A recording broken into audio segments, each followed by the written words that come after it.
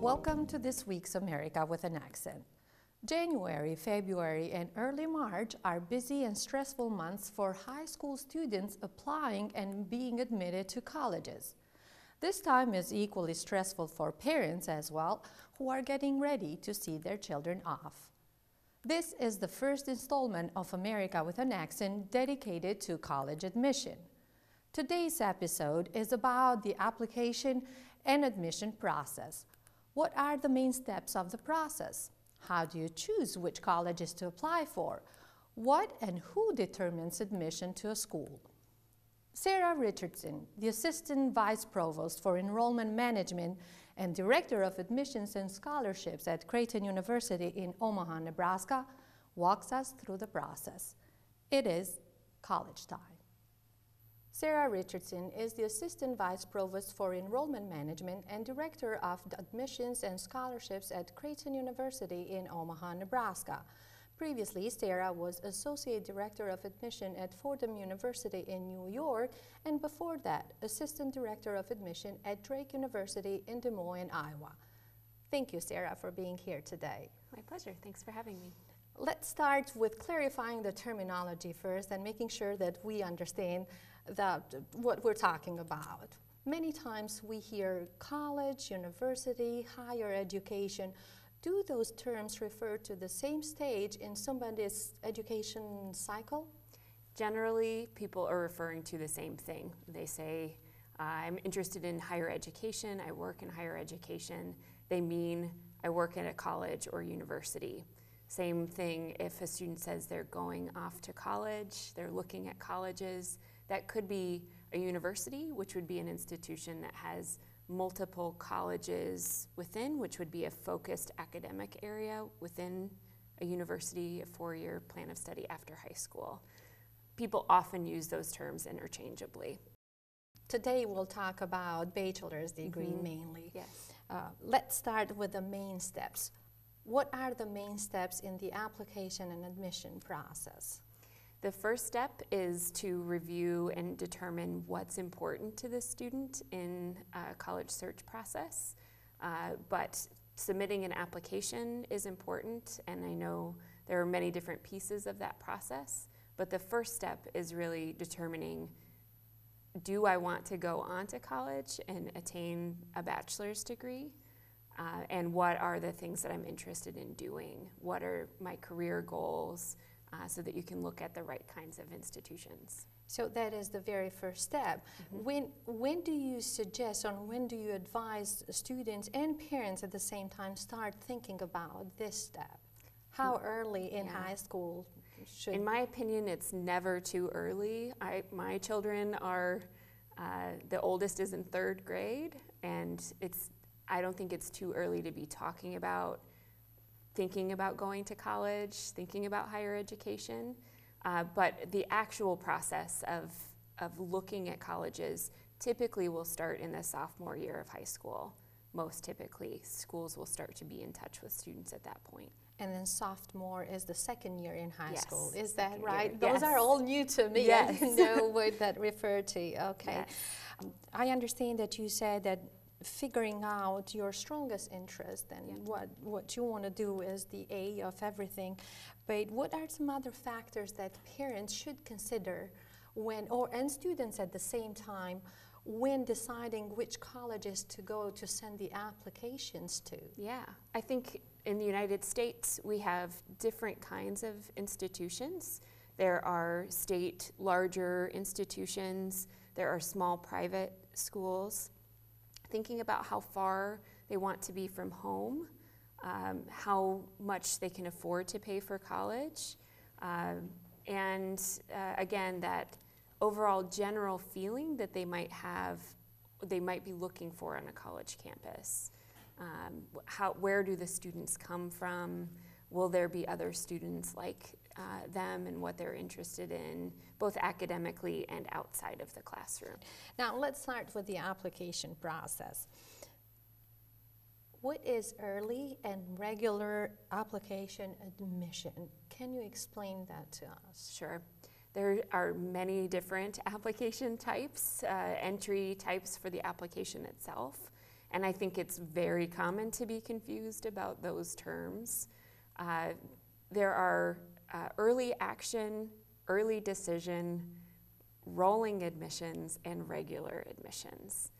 Early applications in general require an application that is submitted earlier in the senior year of high school. So that fourth year, the final year of high school, they're asking for applications typically in November. Some of those have a requirement that the student enroll if they're admitted. An early decision policy means essentially that the student has made an early decision that if they are admitted to that school, they're going to enroll. They're going to start classes at that school. Early action simply means that a student is taking an early step to find out if they'll get admitted, but it does not mean that they have to enroll in that school. Rolling admissions is where a school, like often is the case in the Midwest where we're located, will continue to roll out admissions decisions throughout the academic year, and there's not a certain point in time that a student should expect to hear back from that school. They typically will make a decision within 2 weeks. Regular admission tends to go alongside an early policy school. So they might have an early policy where an application is due in November and a regular decision policy where an application is due at the latest in mid-January.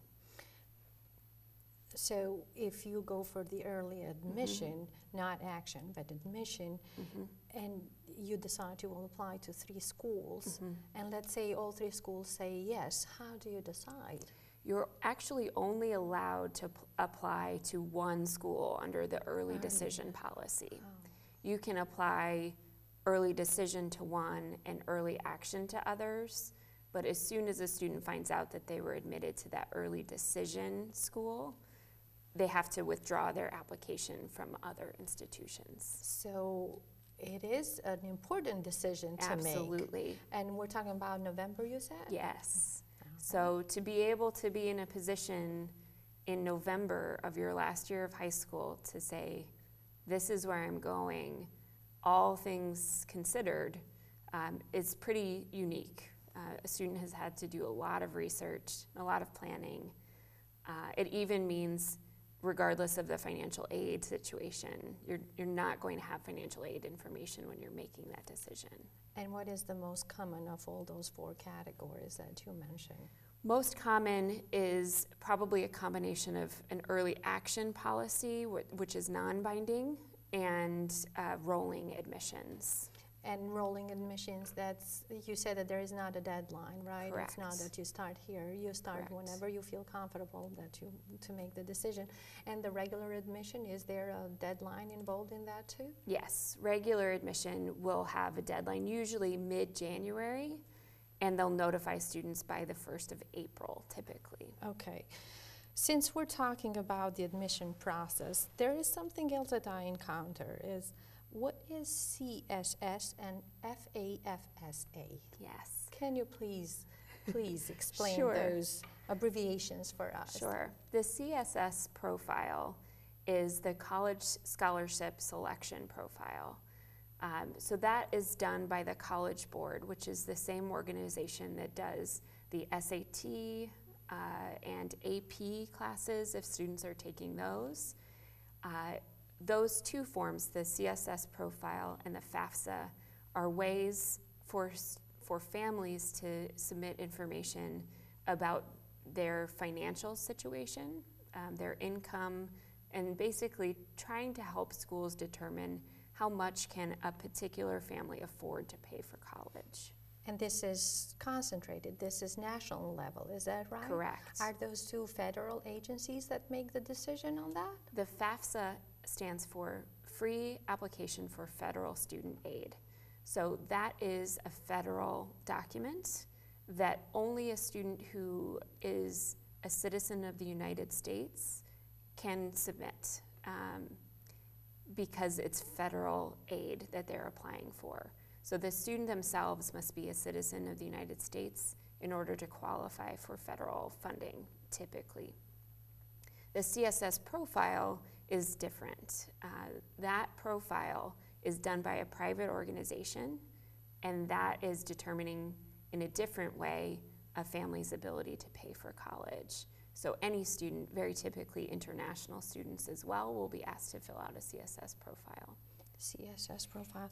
Now, do you apply and see if you qualify to those two organizations before you send your application out or after you send the application out? That's a great question.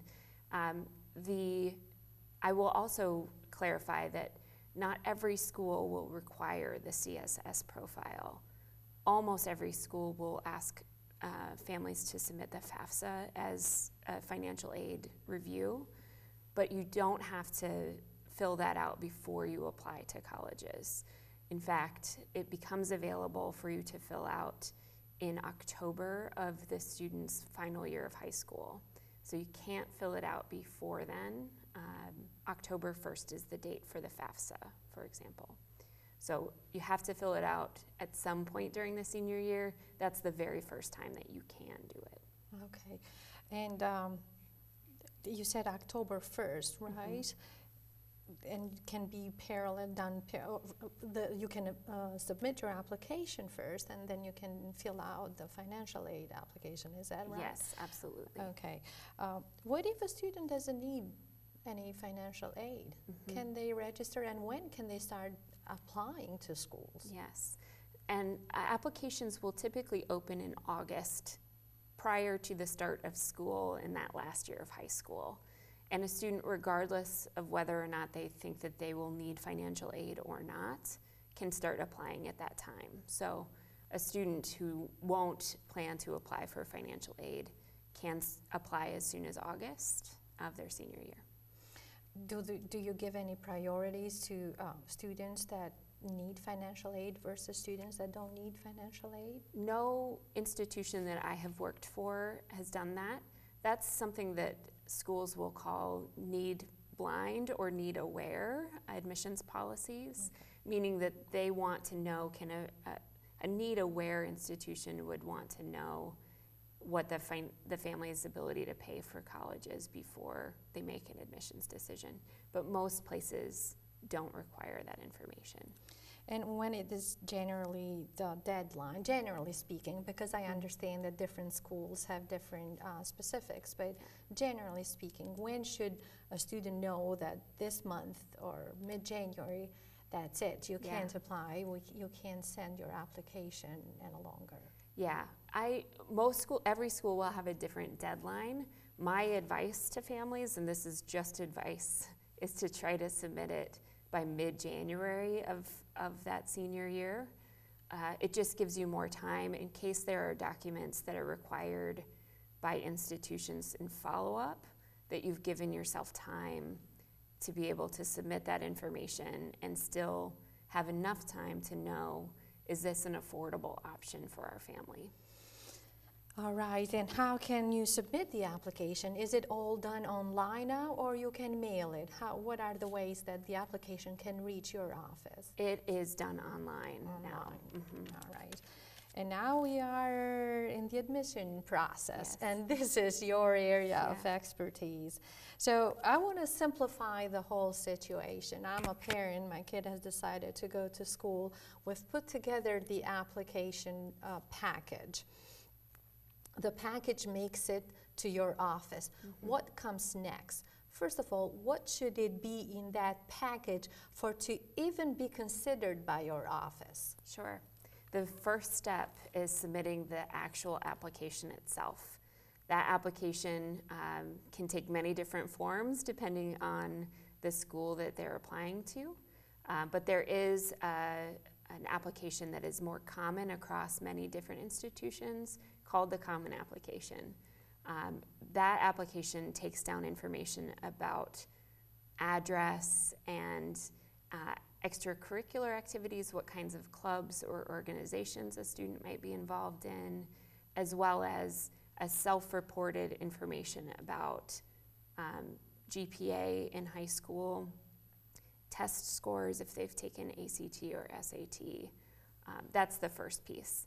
Then we require high school transcripts, many schools require a standardized test score like an ACT or SAT score, and more information sometimes is required, like a letter of recommendation, information about the school that they're attending specifically.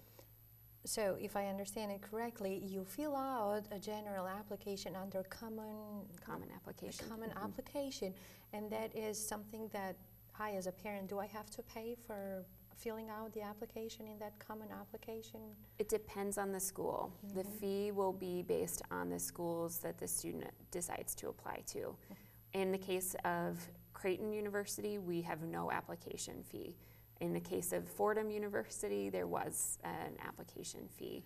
So you fill it out there, and it is available to each school that you would like to apply for, Correct. right? And you just retrieve the information from that national base or from that database, and you transfer it into your account. Okay. What do you look for in an application? And I would like to know, you get the package, right? Do you assign it to an officer? How does it, what is that step after the package makes it to your office? Yeah, this will vary from school to school as well, but we, and all the schools that I've worked at has had a person assigned to a particular area. They'll read the applications for students from California or students from New York. They'll review that information, look for academic, can a student be academically qualified to be successful here? And then what are the other factors about the student? Will they be a good overall fit for this program, for our institution? All right, I know, Sarah, that you have been busy. It's a busy time for you, and that you have prepared a nice PowerPoint. And I would like to really go over the case study. Yeah. What is that thing in a student application that you look at and you say, yes, he makes it, or she makes it? Or what is that thing that you look at it and you say, no, I'm sorry, you can't make it? Right. So can we go over the case study, student number 1, is that right? Yes. All right. And of course, my computer has gone to sleep, so. All right, Yes. so we have student A here. So student A, we have information, this is very generalized and sort of condensed down, but they've submitted a test score, an ACT test score of a 23. A 23 would fall into the national average of ACT test takers. Our profile at Creighton is the middle 50% of students score between a 24 and a 30, to give context. The GPA, this is slightly below a B average, but right around there. The high school quality is determined by what kinds of classes are available to students, and beyond that, we study how do students from that particular school tend to perform when they get to college. Are they able to be successful? Are they well prepared? How does that fit with our institution? And then in this particular case, it's particularly important to know the major that they've applied for. So nursing happens to be competitive because of limited spaces in clinical seats later on. So this student has average to slightly below average credentials, and because of the competitive program of the program that they're interested in, they did not receive an admission offer. And if the student had picked another major, did he or she have chances to be admitted? Because of this particular high school performance, probably not. Probably not. All right, let's move to case B. All right, student B. And ACT 25, GPA 2.52, slightly below average, and the major is education. Yeah. You stamped a deny again. Yes. What? This is because though the ACT is showing that this student can be successful in college, they have demonstrated that they haven't been motivated at all in high school. They really haven't demonstrated that they have the self-motivation to be able to continue to be successful in college. And that's why you gave a deny to that student. Now student C. Yes. So this student has that same ACT as the first student, but they've done very well in high school, almost a straight A average in school, and a slightly above average performance from that high school in college. Looking at nursing, this is a really challenging space. We're gonna ask that student to wait to find out their ultimate decision until we know. We don't have a space for you today in the program, but potentially we would like to see this student given a space. And had the student pick another major, probably chances were for that student to be admitted, is that right? Yes, absolutely. Okay. So it's not just ACT, you score well and by default you will be in. I see that the GPA is important too. It is, and absolutely. The major as well. The major influences in some cases, yes. Okay. Now let's see student D. So this student is a very solid ACT score, well in our middle 50% range, a solid GPA, B+ average, A- at a very good school, at a program that doesn't have competitive seats available in the program in computer science. But we pay attention to all of the information submitted. This student didn't put any effort into their essay. It was very short and looks like they may have used their cell phone to use texting or something instead of actually thinking about it. Taking their time and show that they have thought about it. So we went back to them and said, if you rewrite the essay, we'll look at it again. So you would give a second chance to improve the application, and if that happens, if the student does that, he is in. Yes, is that right? correct. Okay. Let's see student E. Oh. Yeah. All right. Okay. So this student, again, very similar profile to the last one.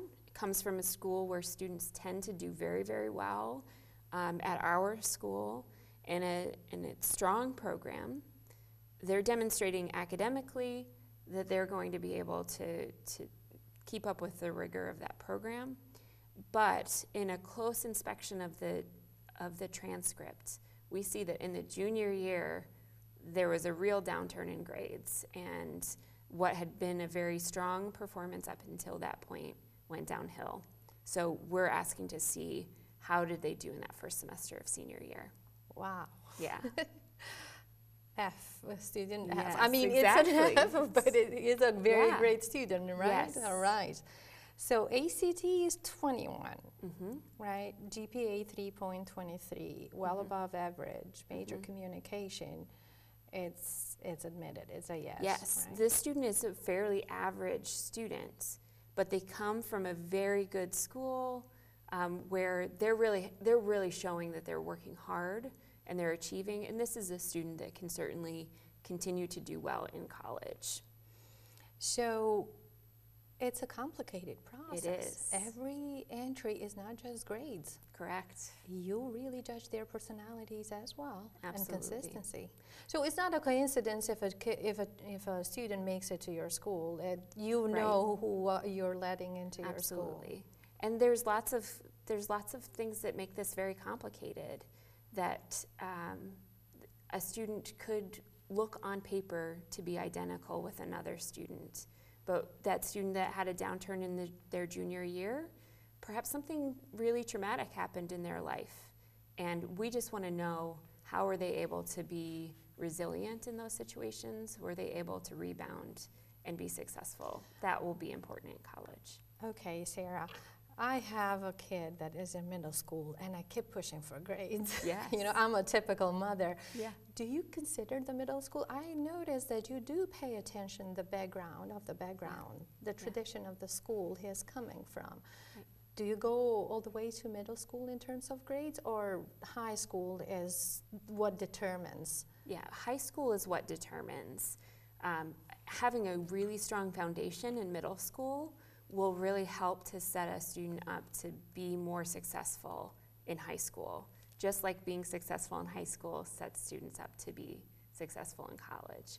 So we don't look at the middle school grades, though sometimes you may have a student who takes a middle school math class that's actually a high school level course. Sometimes that shows up on a high school transcript. Okay.